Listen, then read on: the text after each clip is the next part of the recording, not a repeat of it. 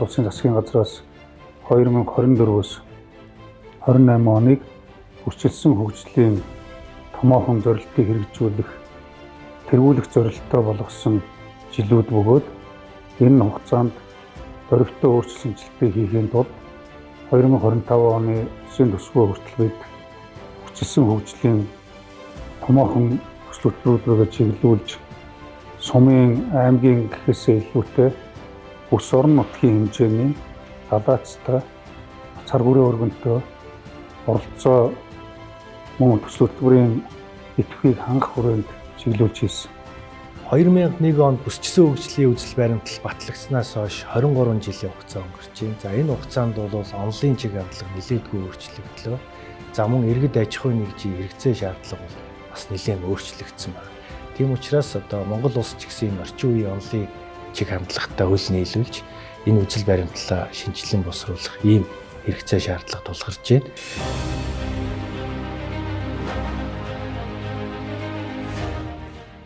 Хойд бүс. Бүсийн хөгжлийн зорилго нь Оросын холбооны улс болон Европын холбооны орнуудтай эдийн засгийн харилцааг өргөжүүлж, хөвсгөл нүүр, сэлэнгийн айл савын экосистемийн байгаль, түүх, соёлын өвд тулгуурласан аялал жуулчлал, амралт сувлал, хүнд үйлдвэрлэлээр төрөлдсөн аялал жуулчлал, аж үйлдвэрлэлийн хөгжлийн бүс нутаг болон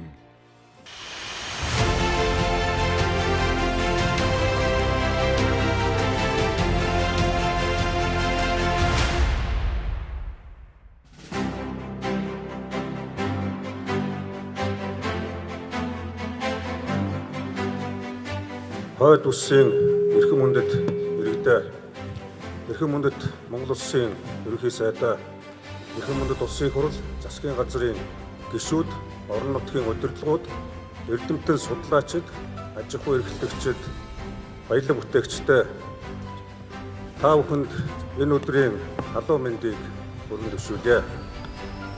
Бүс бүр өөрийн онцлог давуу талаа тулгуурлан бие даан харилцан уялдаатай хөгжих нь Монгол улсын тогтвортой хөгжил, нэгдвэл байдлын үндэс юм а. Бүс бүрийн хурдтай амжилттай хөгжил нь мөн Монгол улсын ирээдүйн цогц хөгжлийн баталгаа болох учиртай. Өнөөдөр та бид Монгол улсын хөгжлийн алсын харааг тодорхойлох түүхэн үйл явдлын нэгэн чухал хуудас болох хойд бүсийн зөвлөлийн анх дугаар хуралдаанд Монгол улсын засгийн газрын тэргүүний хамт чуулгахаар цуглаад байна. Ингээд хойд бүсийн зөвлөлийн анх дугаар хуралдаан амбан ёсоор нээж өгөөр идэвхтэй.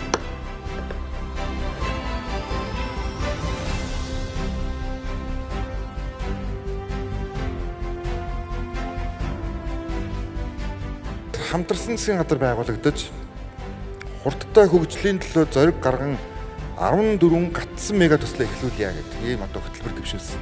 За эгийн голын усан цахилгаан станц бол бас энэ бүс нутгийн одоо томоохон мега төслүүдийн нэг байна. Тэгээ хойд бүсийн анх дугаар зөвлөгөөнөр өнөөдөр бид бүхэн хойд бүсийн хөгжлийг 2040 он хүртэл юу гэж харж байгаа юм бэ гэдгийг та бүхэн ярилцсан. Хойд бүсийн зөвлөлийн анх дугаар хуралдаанаар бүсийн хөрөнгө оруулалт хөгжлийн төслүүдийн эренбийг сонсохыг хүсэж байна. Хойд бүсийн зөвлөлөөр бүсийн зөвлөл цаашд ямар эргэцүүн орчинтой байх ёстой вэ гэдэг санаачлагыг сонсохыг хүсэж байна. Хойд бүсийн онцлог давуу болон сул талыг сонсохыг хүсэж байна. Хойд бүс тулгамдж байгаа амьдралын чанар ба тулгамдсан асуудал, эрүүл мэнд боловсрол болон бусад асуудал дээр яг ямар асуудлуудыг та бүхэн маань нэгтгэн гаргаж байгаа вэ? Энэ 5 зүйл дээр засгийн газар суралцахаар ирсэн байна. Хойд бүсийн тэргүүлэх чиглэлээр мэдээж судлаачдын хувьд бол дөрвөн улирлын аялал жуулчлал хөгжих хамгийн боломжтой газар гэж үздэг. За яаж үүнийг бид нар дөрвөн улирлын болох юм бэ? Дөрвөн улирлын зээлийн багцууд яаж гарах юм? Энийг та бүхэн хэрхэн харж байгаа юм? Яаж кемпүүдэд бид нар дөрвөн улирлын болох юм? Орон нутгийн нислэгээ яах гэж байгаа? Энэ бүх санаачлагыг нэгдсэн байдлаар өнөөдөр ярилцах нь чухал гэж үзэж байна. Эрдэнтийн зэсийн байжуулах үйлдвэр баригдсанаараа энэ бүс нутагт ямар хүртээмжтэй юм бэ? Энийг бид нар хамтдаа бас ярилцах хэрэгтэй. Бүсийн эдийн засгийн тэргүүлэх чиглэлийн одоо зах зээлийн эрэлтээ уялдуулан аймагуудын мэргэжлийн болон техникийн боловсролын сургалтын байгууллагуудыг төрөлжүүлэн бүсүүдэд байгуулах тал дээр та бүхэн юу гэж харж байгаа юм бэ? Ийм зүйлүүдийг одоо сонсож өнөөдөр ярилцах одоо гишүүдийнхээ үгийг сонсох нь бол туйлын чухал юм аа гэж бидний хувьд үзэж байгаа. Тэгээ парламентын гишүүдийг харахад бол бас одоо энэ бүс нутаг аль ч бүстэй одоо улс төрийн капиталаар бол огт дутхгүй. Харин ч бараг илүү гарах уц хэмжээний ийм одоо том улс төрийн одоо павер бол та бүхэнд бол байгаа. Хүсгэл булган Орхон аймаг нийт хойд үсгийн зөвлөлийн гишүүд эрхэм амар ерхий сайдын Үлгийн нутгийн Булган аймгийнхан маань өнөөдрийн бүсийн зөвлөгөөний хурлыг зочин болж зохион байгуулж байгаа чин сэтгэлийн талархал илэрхийлье. Та бүхэндээ аз жаргал хамгийн сайн сайхан бүхнийг хүсэн өрөө Монгол улс дөрвөн улиралтай тэрэн дундаа бүтээн байгуулалтын улирал маш бага. Тийм учраас бид нар энэ хавар энэ зуныг их бүтээн байгуулалтанда одоо өрнүүлэхийг та бүхнээсээ хичээнгүйлэн хүсье. Аз жаргал хамгийн сайн сайхан бүхнийг хүсэн өрөөж ажлын амжилт хүсье. Баярлалаа. Нутаг дэвсгэр том болохын хэрэгээр бол хөгжлийн ялгаа их байдаг. Энэ ялгааг багасгах арга зам нь бол хүчтэй хөгжил эдийн засгийн бүсүүд тогтоох. Тэр нутаг дэвсгэрийн онцлогт нийцсэн ийм одоо хөгжлийг одоо цогцлоож улмаар улс үндэснийхээ одоо нийгэм эдийн засгийн одоо хөгжлийн зорилтуудыг одоо амжилттай шийдэх ийм боломжийг одоо олгох гол арга зам байгаа юм. Энэ бүс нутгийн хөгжлийн бодлогыг бүсчиж хөгжүүлэх бодлогыг ямар бүсийн болон орон зайн эдийн засгийн онлын хөгжлийн хамтлагт зориулах вэ гэдэг асуудлууд мэдээж энэ төрөнд яг тусдаа зүйл. Кластер яаж хөгжиж байгаа вэ гэдэг талын асуудал гарч ирэхэд улс орнуудад өөр өөрийн жишээ туршлагатай. Тэгэхээр мэдээж Монгол улс өөрийн гэсэн давтагдшгүй тэр хөгжлийн замыг олох үе дээр бид нар ирээд байгаа болов уу гэж боджээ.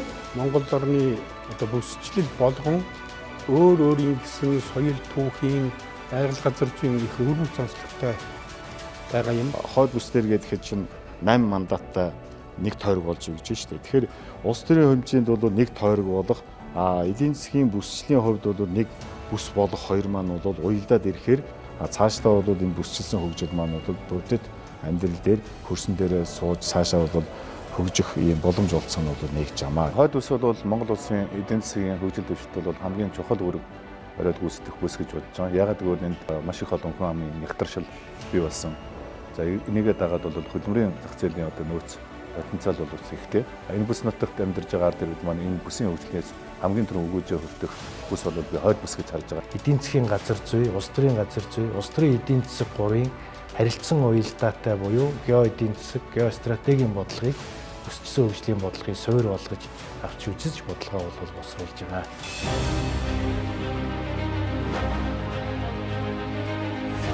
За тээвэр логистикийн асуудалгүйгээр бид бүсчсэн хөгжлийн асуудлыг ярих боломжгүй. Бүсийн логистикийн төв хуурай тээвэр бомтуудыг байгуулъя гэж. Тэгэхээр цаашдаа шивээ хүрэн гашуун сухад ханг замын үүд за бүр одоо ингээд бичигт сүмбэр ирээн цав баг хэлнэг алтан булаг ханх за хоошлох одоо баруун тишээ боршоо цагаан нуур булган бомтуудаа бүс нутгийн одоо энэ хөгжлийн интеграцтай холбох тээвэр логистикийн сүлжээ бий болгож ажиллаж байж манай одоо бодлого орон нутгийн бүс амжилттай хэрэгжинэ.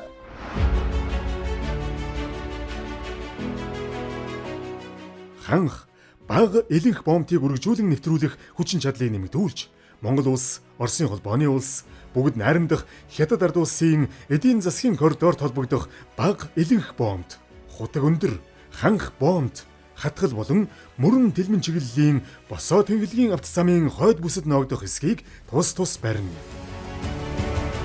Нин тэргүүр мэдээж одоо бүссэн хөгжлийн хүрээнд бол дид үтсийн асуудлуудыг бол нэг яралтаа бол авч хэлцэх нь бол зайлшгүй байгаа. Манай хойд бүс бол бусад бүсүүдийг бодох юм бол за төвийн бүс, говийн бүс хоёр бол төмөр замтай. За дээр нь манай хойд бүс өөрөө Эрдэнэ тот хүртэл тийм байна. Тэгээ бусад бүсүүдийг бодох юм бол бас бидэнд давуу зүйлүүд нэлээдгүй байгаа гэж харж байна. Тэр бүсүүд бүлэглэгдэх нь бол нэг хэрэг. Ойр орчноороо. Тэргүй энэ босоо тэнхлэгийн энэ зам чинь бүс нь ямар байх нь хамаагүй хооронд нь холбогдчих вэ. Эрдэнэ байдлыг хангаад. Нөгөөтэйгүр Азийн авто замын сүлжээ гэж байгаа. Энэ Азийн авто замын сүлжээний дотор бол энэ орох юм бүрэн бололцоотой. Тэгвэл нийт одоо улс орны хэмжээний том одоо авто замын сүлжээнд одоо хамрагдахаараа энэ бол нийгмийн эдийн засаг худалдааны том одоо сүлжээ болох ийм боломж олцоо бол гарч байгаамаа гэж. Босоо тэглэлийн хоёр том зам байршиж байгаа учраас бүгд хятад ард улсаар дамжуулан Азиас орж иж байгаа бараа бүтээгдэхүүн реэкспорт хийгдэж Оросын холбооны улсаар дамжин Европын зах зээл рүү нийлүүлэх боломж гэж харж байгаа. Монгол Улсын хэмжээтэй 30 гаруй банкнаас 10 гаруй үйл ажиллагааны идэвхтэй.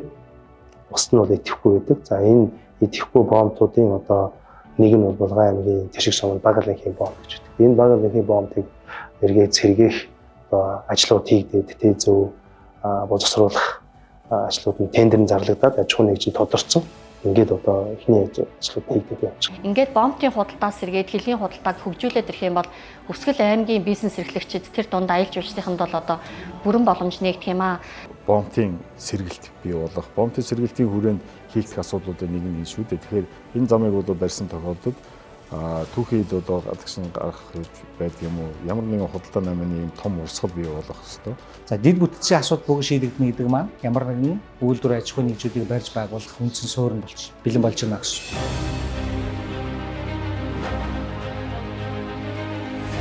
За хүнд үйлдвэр технологийн паркуудаа бид бас өссөн хөгжлийн хүрээнд олон жилийн тооцоо судалгаа, бодиттой нөөц боломжтой тулгуурлаж бас ингэж тодорхойлж байна. Үйлдвэр технологийн паркт үйл ажиллагаад аж ахуйн нэгжүүд явуулах юм бол нэмэг өртгийн албан татварыг 4 жилээр хойшлуулнаа. 4 жил гайлын албан татвараас чөлөөлнө. За мөн 10 жил газрын татвараас 100% чөлөөлнө. Эхний 5 жил үйл хөдлөлтийн хөрөнгийн албан татвараас 100% чөлөөлнө.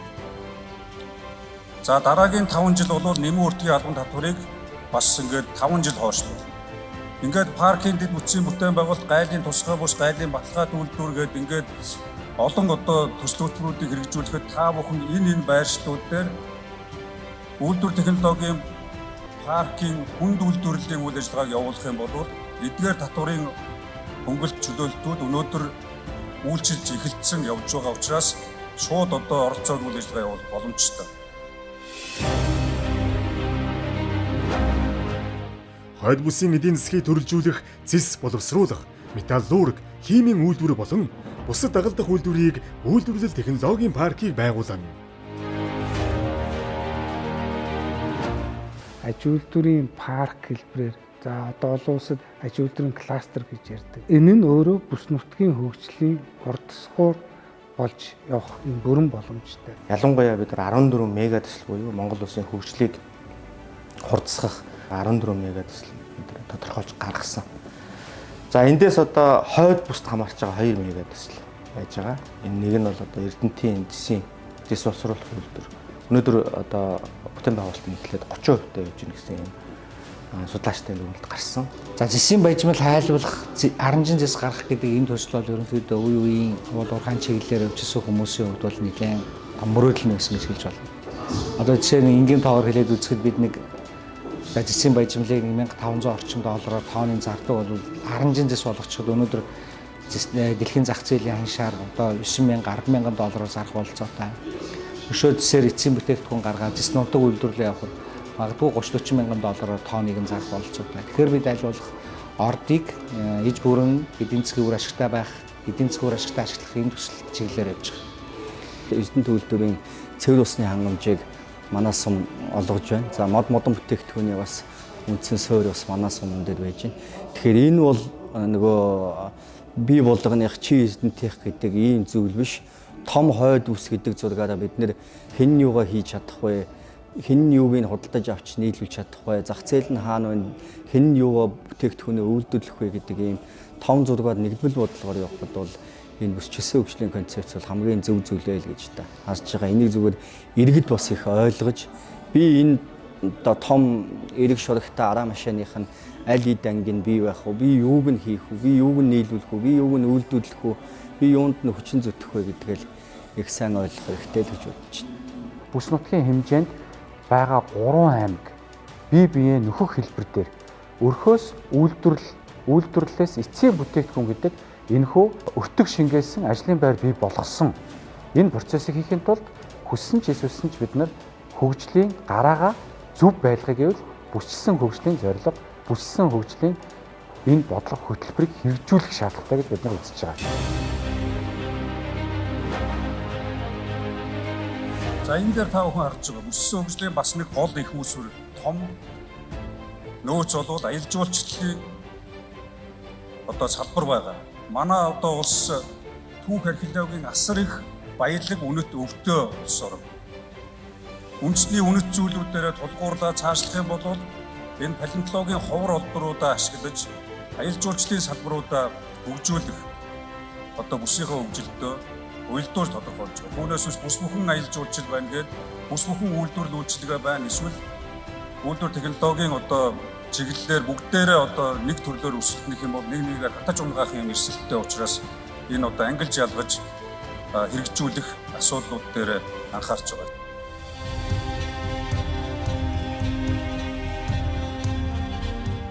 Бүсийн байгаль газар зүйн онцлогийг харгалзан хил орчмын болон хил дамнсан аяллыг хөгжүүлж, хөвсгөл нуурын экосистемийн нөөцөд түшгэлсэн аялал жуулчлалын тусгай бүсийг төр хувийн хвшлийн түншлэлийн хүрээнд байгуулж, Цэнхэр сувд байгалийн шинжлэх ухааны музейн зохицолборыг байгуулна.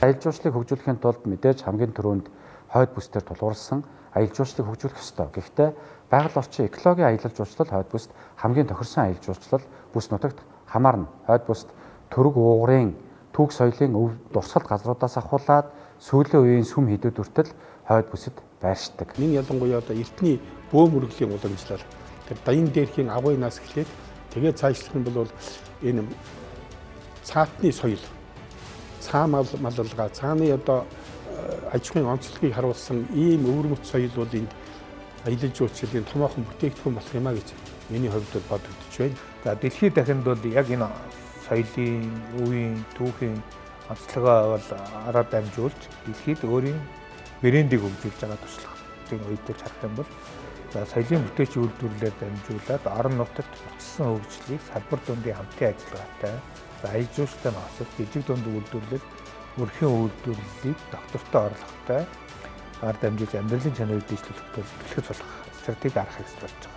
Энэ олон жил одоо хөвсгөл аймгийн явсан хөвсгөл нуурыг эздэг одоо аялал жуулчлалын бүтээгдэхүүн аймаг өөртөө ямар үүрэг баримттай байх энд одоо боловсруулж өөртөө ямар ажлыг аялал жуулчлалын бүтээгдэхүүнтэй болох юм бэ гэдэг дээр бол тулгуурлана. За дээрээс нь энэ одоо нэгэнт одоо тэр газрыг зориод очиж байгаа байгалийн энэ үзэгдэнд газрыг одоо зориож очиж байгаа энэ жуулчдыг Орхон аймагаараа бас ингээд дайран өнгөрүүлэхтэй. Орхон аймагт маань бас нэг аялал жуулчлалын бүтээгдэхүүн байна гэсэн ийм зорилготой байдлаар ингээд явнаа гэж зорж байгаа. Болгон Орхон гишүүндээ 3 булаг чиглэлийн авцсан гэдэг одоо энэ удаадаа бол ингээд хийгдээд 2 жилийн хугацаанд бол хийгдээд дуусна. За цаашаага энийг бол бүр өөр ангаан чиглэлийн авцсантай бол холбох өрөөгөл Аршаан Булаангийн Аршаан цумтай холбочвол энэ маань бол элсэн тасархай чиглэлийн аялал жуулчлал маань Улаанбаатар элсэн тасархайгаас наашаа эргээд яг энэ авцсанаараа болгон хөвсгөл гэсэн ийм боломж болсон гэж гараад ирэх хэрэгтэй.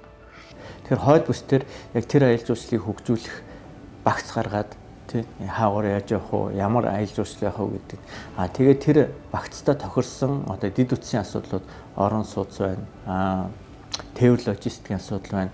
Тэгээ нөгөө орон нутгийн чанартай онгоцны буудал гэдэг юм уу тэр хөгжлийн асуудлуудыг яг энэ стратегитэй тулгуурлаад хөгжил төлөлтийн хийгээд тэгээ хөрөнгө оруулалт татах юм бол маш өргөн боломжтой гэж харж байгаа. 3 аймгийнхаа хоорондоо хамтраад хилцээд энэ одоо хөгжлийн бодлогын баримт бичгийг хэрхэн яаж аймаг орон нутаг дээр хөрсөн дээрээ буулгахгүй тэр дундаа нутгийн иргэдэд хэрхэн одоо ээлтэй байдлаар тусахгүй нутгийн иргэдийнхээ оролцоог яаж хангаж одоо энэ бодлогыг илүү одоо хөрсөн дээрээ буулгахгүй гэдэг дээр бол дараачийн айгуу том одоо даалгавар одоо үлдэж чинь би бол хувьдаа харж байна. Бүсийн хөгжлийг зөвхөн бүсд ажиллаж амьдарч байгаа орон нутгийн иргэд аж ахуй нэгжүүд хөрөнгө оруулагчид хамтарч одоо хэрэгжүүлэх ийм одоо боломж бүрдэнэ гэж харж байна. За ингээд энэ хүрээнд бол одоо хатууд эд бүтсээ хэдүүлээ дэмжиж бий болгоё. Тэр нь дулаан хангамж, цахилгааны хүйсвэр, холбоо мэдээлэл, ус хангамж, ариутгах татвар, зах зээлийн холболтыг хийж зүгээр нэг хайчиж болохгүй. Үндэсний хэмжээнд, бүс нутгийн хэмжээнд, Евразийн одоо эдийн засгийн коридорын хэмжээнд яаж байна? Зөөлөн дэд бүтсээр бас дэмжих. Түрүүн хэлсэн олон хөнгөлөлтөд зээл одоо татварууд явж байгаа. Дээрээс нь дахиад хөнгөлөлтөө зээлээ бид бүгд гэж байна. төрийн банкаар ногоон хөгжлийн банк болгоё гэж байгаа. Салбар дундын одоо энэ холбоог хангаж бид хөнгөлтөө зээл тусламжуудыг аж ахуй эрхлэгч хоршоологчдод олгож эхэлж байгаа. Маркетинг борлуулалтаар дэмжих, тэжүү зураг төсвийг хийж өгнө. Брэнд хөгжүүлэлтийг хийж өгнө, стандартаар нь хангаж өгнө.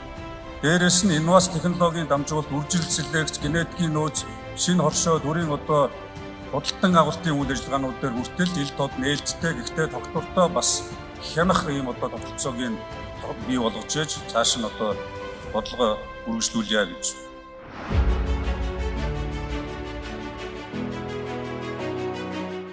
Хойд бүсийн үйлчилгээ, худалдаа, биерж, тээвэр логистикийн цогцлборыг кластераар хөгжүүлэх хувийн хэвшил, хоршоодыг дэмжин, бүс нутгийн онцлог тохирсон мал үржүүлэг, үржлийн цөм сүргийг бэхжүүлэх арга хэмжээг шинжлэх ухааны үндэслэлтэй хүртээмжтэй зохион байгуулж хөгжүүлнэ.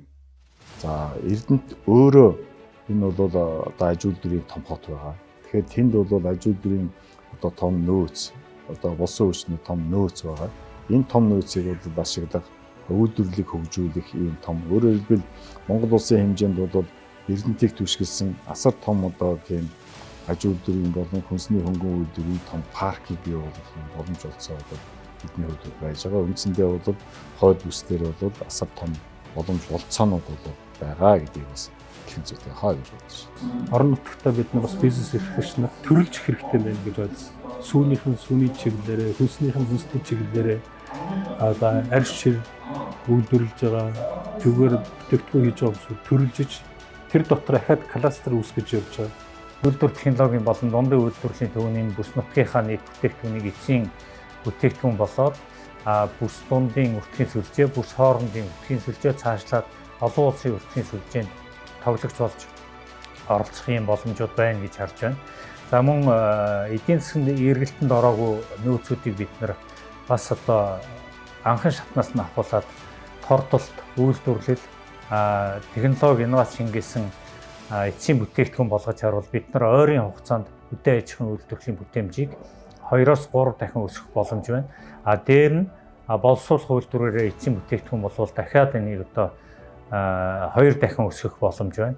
За эцсийн борлуулалтаа хийгээд өөрсдөө энийг бүс нутаг зохион байгуулад хийвэл одоо орон нутгтаа энэ 3 дахин илүү бүтээмж бий болох ийм боломжууд байна гэж харж байна. Экспортлж байгаа одоо махны маань хэмжээ нэг 200 сая доллараас давахгүй шүү дээ, тийм.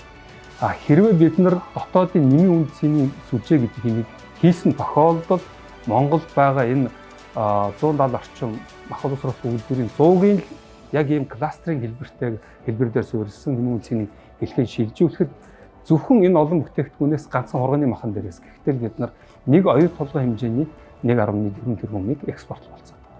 Тэгээ бидний хувьд бол одоо хойд бүс манууд бас хөдөө аж ахуйн боломж олцоотой бүс бий болж байгаа. Газар тариалангийн хувьд бол бид одоо жишээ нь Булган аймаг маань бол улсын хэмжээнд гомд ордог юм аймаг байгаа. Тэгэхээр энэ газар тариалангаар түшгэлсэн үйлдвэрлэлийг бий болгох, за мал аж ахуйн түшгэлсэн үйлдвэрлэлийг бий болгох ийм боломж олцоо гарч байна.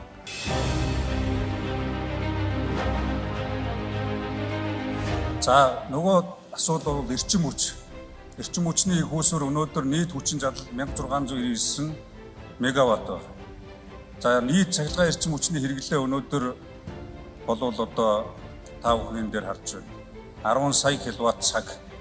Тэгвэл 24-оос 28 онд нэмэгдүүлэх дулааны станц, шинэ цахилгаан станцын их үүсвэр, усан цахилгаан станцуудын их үүсвэр, хөндлөлтүүдийн төслөлбөрийг 5% харж байгаа. Ингээд энэ бүхнийг хэрэгжүүлснээр бид төлөвлөж байгаа эрчим хүчний шугамаач барьж байгуулаад за дээрэс нь одоо шугам сүлжээнийхээ хүчин чадал аюулгүй байдлыг хангаж нөгөө талдаа аж ахуйн төсвийн хэмжээнд их үүсвэрийн найдвартай бөгөөд одоо аюулгүй байдлыг хангах. Ингээдтэй тархмал их үүсвэрүүдийг бий болгоно гэж.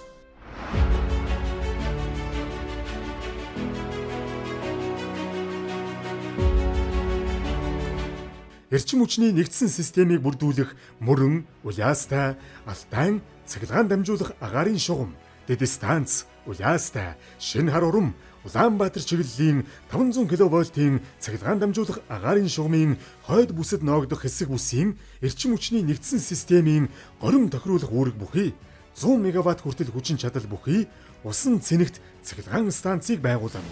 Хойд бүсийн хувьд бол одоогийн байгаа Эрдэнэтийн 2 дулааны станц байгаа. Нэмээд бид нэр бол Эгийн голынхаа станцыг заавалчгүй барих ёстой. Эгийн голын станцын чадал 310 мегаватт. Тэгээ энэ чадлаараа бид нар бол ганц энэ бүсийнхаа хангамжийг хангахаас гадна одоо системийнхаа маневрлах чадварыг дэмжиж өгнө. Дээрээс нь усан нар салхи болон бусад сэргээгт гэрчим хүчний хөөсрүүдийнхаа ажиллагааг баталгаажуулж өгнө. Монгол Улсын засгийн газраас хэрэгжүүлж байгаа шин сэргэлтийн 6 бодлогын чухал одоо бодлого болох эрчим хүчний одоо шин сэргэлтийн бодлого бол энэ хойд бүс дээр хэрэгжиж Эгийн голын усан цахилгаан станцуудыг барих шаардлага байна. Станцын байгаль экологи тоорны нөлөөллийн судалгааг хийгээд ерөнхийдөө 2026 онд болсон. Ингээд тэр судалгаа хорн нөлөөлөгөө тий нааштай гарах юм бол Эгийн голын усан цахилгаан станцын ажилтнууд тэгээд өөртөө хөрөнгө оруулалтыг хийгээд гээд явах гадна дотоодын хөрөнгө оруулалт батаад байна. За бид одоо хойд бүсийн одоо аймагуудад тэрний бэлтгэл байдлыг л харах хэрэгтэй. Төсний багуудыг нэгтэн дэмжиж хамтарч ажиллах тухай одоо бус нутагт ажиллаж амьдарч байгаа ард иргэдэд зөв мэдээний билгийг өгөх тий. Эгийн голын усан цахилгаан станц одоо бас яг яригдж байна. Тэгвэл Эгийн голын усан цахилгаан станцын нөлөөлийн бүсэд оршиж байгаа одоо малчин иргэдийн эрхийн асуудлыг яаж шийдэх юм? Эдгээр малчид тэнд Эгийн голын усан цахилгаан станц баригдсны дараа үүсэх томоохон нуурын иргэдээр ажил үйлслийн бизнес эрхлийг гэвэл тэдэрт ямар давуу тал өгөх юм, ямар боломжийг олох юм бэ гэдгийг одоо орон нутгийн өөрийн нэг зарлах хэрэгтэй гэсэн үг тийм. Цэвэр усныхаа эхийг хамгаалж байгаа тэр бэлчээр дээр эхийг хамгаалж байгаа тэр малчид бүс нутагтаа уул уурах хариуцлагагүй уул уурхаг оруулахгүй төлөө тэр бусад одоо юунаас татгалзаж байгаа тэр нутгийн иргэдийг бас дэмжиж ажиллах хэрэгтэй гэж бодож байна. Одоо цаашдаа хөгжлийн загвар бол ус тагсан загвараар бол яаж нефтийн дайм биш бол цэвэр усны хомсдолд орох маш хэрэгсэл ирээдүйд бий болж байгаа учраас бид энэ усаа зөв ашиглах мөн усныхаа одоо юу гэдэг менежментийг бол зөв болох юм бай хэрэгтэй байна гэсэн бодлоос төрж байгаа.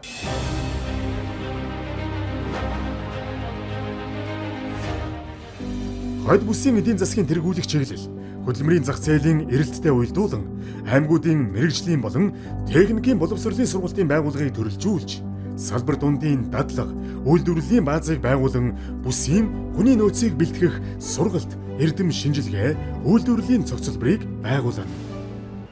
Тэгэхээр яг ерөнхийдөө Монгол улсад одоо энэ аж үйлдвэрийн одоо шин сэргэлтийн 6 бодлогыг хэрэгжүүлэхэд бид нар чинь 39 мянган инженер техникийн ажилтнууд бэлтгэх шаардлагатай гэж үзэж байна шүү дээ, тийм ээ. Тэр дотроос бид нар Монгол улсад эрэлттэй тэргүүлэх мэргэжлийн жагсаалтыг Монгол улсын засгийн газар баталдаг байсан.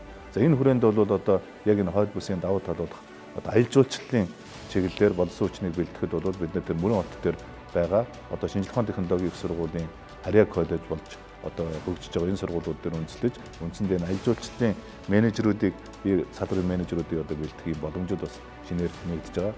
Болгон дээр байгаа одоо хөдөө аж ахуйн их сургуулийн Харьяа коллежууд бол цэвэр одоо мал аж ахуй газар тариалангийн мэргэжлүүдийг бэлтгэх орхон аймаг буюу одоо Эрдэнэ тат дээр хөгжүүлэх цаашдаа сургалт судалгаа үйлдвэрлэлийн зохицлбор хэлбэрээр хөгжүүлэх байгаа энэ шүтээсийн сургууль бол илүү одоо аж үйлдвэрийн хүнд аж үйлдвэрийн болон уул уурхай мэргэжлүүдийг бий бэлтгэх одоо энэ 3 сургуулийн одоо зохицлбор болгож хоорондоо шатлаж оюутнууд нь биеиндээ шатлаж дэвших ийм боломжуудыг олгох боломж бас байна гэж харж байна. Нөгөөдөөр үйлдвэрлэлийн бүс бий болох хэвээр бидний хувьд бол Эрдэнэт гэдэг үйлдвэр Эрдэнэт хот байж байна.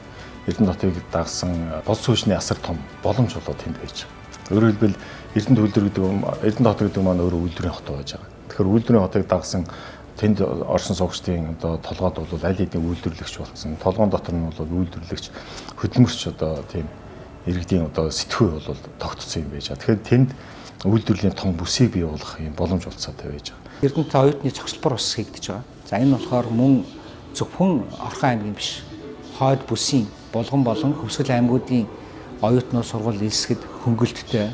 За тэдгээр мэдээж нь зөвхөн оюутан сурагчид танхимд суугаад онлайн хичээл сонсохоос илүүтэйгээр хажууд нь үйлдвэр байна гэдэг бол маш том давуу тал.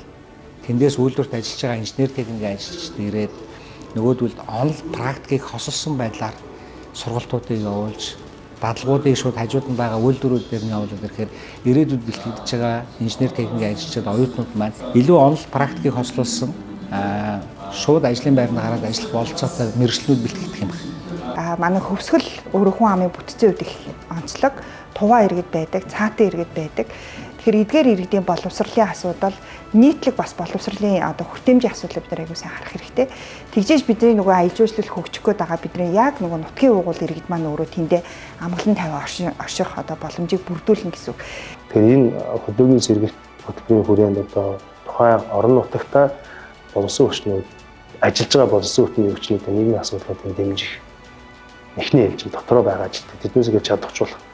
За хоёрдугаарт нь шинээр бас нутаг орондоо Улаанбаатар хот ч тийм гадаадд сурч боловсрсон мэдлэг эзэмшсэн одоо боловсон хүчнүүдээ нутаг орондоо бас очиж ажиллах боломжоор нь хангах энэ асуудлууд дээр нэлээд уялдаатай ажиллах хэрэгтэй байна гэж харж байна.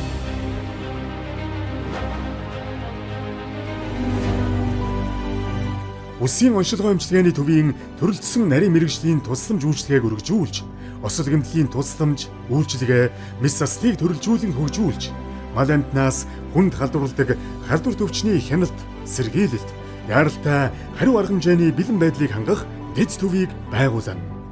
Бүсийн хөгжлийг нэг газар чиглүүлэх, төвлөрүүлэхэд бол хамгийн чухал хүчин зүйл нь бол ерөөсөө хүний нөөц гэж хардаг. Хүний нөөцийг татахын тулд мэдээж хэрэг эдийн засгийн боломж одоо ажлын байр байх хэрэгтэй. Гэхдээ дагаад хүүхдүүд маань хаан сурах юм бэ? Би одоо хангалттай боловсрал, чанартай боловсролын тийм байгууллагууд байна уу? За тэгээ би өвдвөл би болон гэр бүл маань хаашаа хандах вэ? Ерөөсөө аятайхан одоо эрүүл мэндийн үйлчилгээ үзүүлдэг газрууд ойрхон байна уу?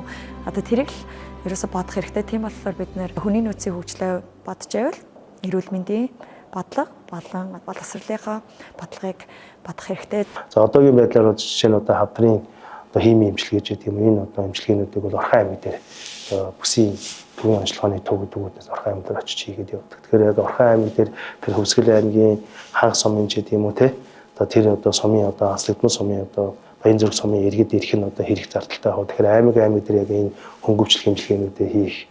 Тэгээд дээрээс нь одоо барилга байгууламжинд насжилтан өндөр болсон бол одоо шинэ одоо барилга байгууламжийг барих ажлуудын тээ зүг нь хийгдээд усын тусгаад явчих. За Булган аймагт бол бид бүхэн 2026 оны төсөвт 100 ортой одоо нэгдсэн эмнэлгийн өргөтгөлийг барина гэдэг ингээд зураг төсвийг бас хийлгэсэн. Тэгээ ингээд бид саналаа өгөөд явж байгаа. Тэгээ энэ дэмжигдээд одоо явах нь бол одоо хамгийн чухал болчихдог. Ерөөсөө энэ бүсийн хөгжлийн бодлого гэдэг бол зүгээр нэг одоо нэг тийм хийсвэр бодлого хоосон онол бишээ гэдгийг бид бүх шатанд ойлгох ёстой.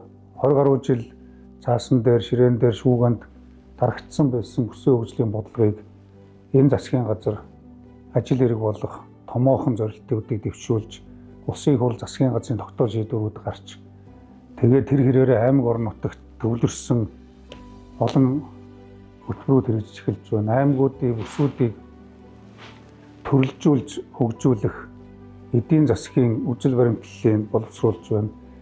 Тодорхой тооцоо судалгаануудыг хийж байна. Ер нь бүс нутгийн хөгжил гэдэг бол эцсийн явж байгаа хүний хөгжлөө, өрхийн хөгжлөө, өрхийн сайн сайхан аж байдлаа. Нутаг дэвсгэрийн хаана амьдарч байгаа гэдгээс үл хамааран яг адилхан хөгжлийн боломж нөхцүүдийг одоо идэлэх тийм ээ, эрхээ идэлэх, за нөгөө шаардлагатай үйлчлэгэндээ амархан хүрэх тийм ээ.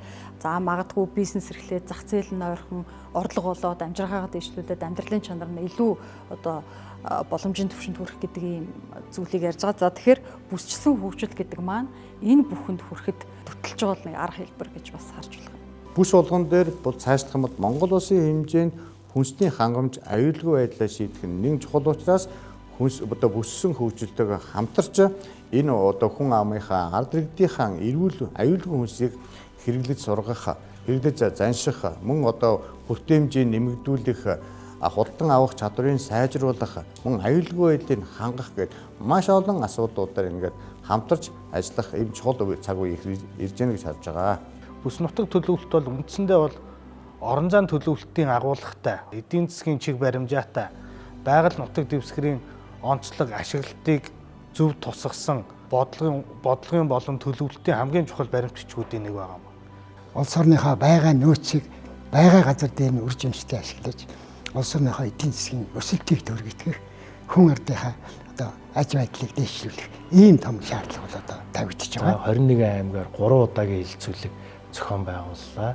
За мөн одоо бүсчилсэн хилцүүлгийг үндэсний төвшөнд олон шат дараалтайгаар зохион байгуулж давхарцсан доогоор 3000 орчим санал гарсныг одоо бид нар энэ бүсчсэн хөгжлийн үзэл баримталтаа тусгасан. Тэгэхээр энэ бүс бүсийн онцлог гэдэг бол өөрөө тухайн бүс аймаг орон нутаг хөгжих хамгийн том давуу тал нь, хамгийн том нөөц боломж нь ингээд эдийн засгийн чадвартай амьдралын таатай орчныг бүрдүүлэх гол бодлогоо бүгдээрээ хамтарч хэрэгжүүлэх боломж нөхцөл өдөр их туссан бодтойгоор бүрдэж байна гэж үзэж байна.